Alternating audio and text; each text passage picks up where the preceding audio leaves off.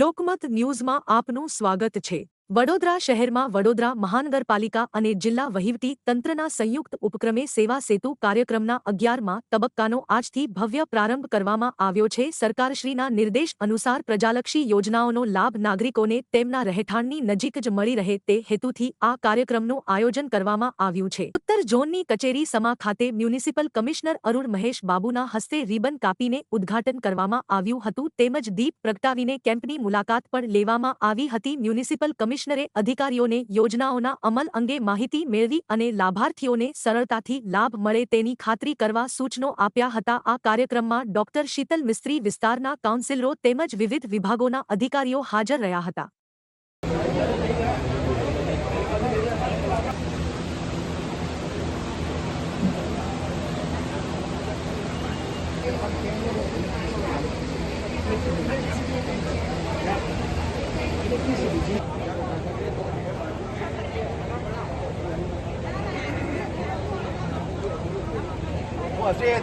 વડોદરાના મીડિયાના મિત્રોને આભાર।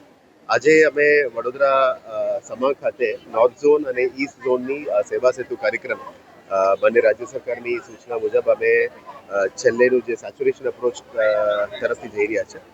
આજે વડોદરા મહાનગરપાલિકા અને જિલ્લા વહીવટીતંત્રનું સંયુક્ત ઉપક્રમે અમે નોર્થ ઝોનના વડોદરા મહાનગરપાલિકાની કચેરીમાં આયોજન કરવામાં આવ્યું છે। મોટાભાગમાં સિટીને સમાવેશ કરવા માટે વડોદરા મહાનગરપાલિકા અને જિલ્લા વહીવટીતંત્રના સંયુક્ત ઉપક્રમે અલગ અલગ ડિપાર્ટમેન્ટ્સનું સેવાઓ આપી રહ્યા છે। એમાં આયુષ્માન કાર્ડ હોય, રેશન કાર્ડનું નામ કમીનું હોય, દાખલાનું હોય, એપ્રેન્ટિસશીપ યોજનાનું હોય, અલગ અલગ સ્કીમ્સના અદરવાઇઝ એસસી એસટી ડિપાર્ટમેન્ટનું હોય, ઓબીસીનું ડિપાર્ટમેન્ટનું હોય, એટલે સિટીના મેક્સિમમ લોકોને પહોંચી શકાય એવા અપ્રોચમાં અત્યારે કરી રહ્યા છે। વડોદરા મહાનગરપાલિકાનું સિવિક સેન્ટર્સમાં પણ અમે અમુક સર્વિસીસ આપતા હોય છે, પણ આજે ખાસ કરીને જિલ્લા વહીવટીતંત્રનું સિટી વિસ્તારને વડોદરા મહાનગરપાલિકા સાથે જોડીને અમે આ સેવાઓ આપવાનું નક્કી કર્યું છે। આવનારા દિવસોમાં સાઉથ ઝોન અને વેસ્ટ ઝોન પણ એક અલગ એક સેવા સેતુ પણ કરવાના છે, જેથી કરીને 31 માર્ચ પહેલાં અમે જે સેચ્યુરેશન અપ્રોચથી લોકોની સેવા આપવા માંગીએ છીએ એ દિશામાં કરી રહ્યા છે। જે રીતનું ભારત સરકાર અને રાજ્ય સરકાર સેચ્યુરેશનમાં અલગ અલગ સેવાઓ પબ્લિકને આપતા જ આવીએ છીએ, અમે આજે પણ ચૂંટેલા પદાધિકારી, ex corporators, ex MLA, present પદાધિકારીઓ તમામ મારફતે પણ મેસેજીસ અમે મોકલવા માંગીએ છીએ, જેથી કરીને કોઈને પણ બાકી રહેતા હોય આજે આખા દિવસ અહીંયા નોર્થ ઝોનની મામલતદાર કચેરી અને વડોદરા મહાનગરપાલિકાના નોર્થ ઝોન સમા કચેરી મારફતે આનું સેવાઓ જે આપવા માટે અમે પ્રયત્ન કરીએ છીએ। વડોદરાના નાગરિકોને અપીલ કરીએ છીએ કે તમારા ઘરમાં કોઈ પણ સેવાઓની બાકી હોય, ઇવન પુરવઠા વિભાગનું અને એમને પણ આજે રાખવામાં આવ્યું છે, એટલે કોઈ પણ ઇસ્યુઝ હોય, સમસ્યા હોય, માહિતી હોય, એ બધા તમને અહીંયા મળશે અને સેવાઓ પણ આજે તમારું લઈ જવા માટે અમે તમામને વિનંતી કરીએ છીએ। વડોદરા કોર્પોરેશન અને જિલ્લા વહીવટી તંત્રના સંયુક્ત પ્રયાસોથી જે 11મો સેવા સેતુનો કાર્યક્રમ આજે ઉત્તર ઝોનની કચેરી વોર્ડ નંબર 2ની કચેરી ખાતે રાખવામાં આવ્યો છે। સરકાર નાગરિકોના દ્વારે પહોંચે, લોકોના ઘર સુધી પહોંચે અને સરકારી યોજનાઓમાં 100% આવરણ થાય, એટલે કે 100% સેચ્યુરેશન એચીવ થાય એ આશયથી આ પ્રકારના સેવા સેતુના કેમ્પો કરવામાં આવે છે।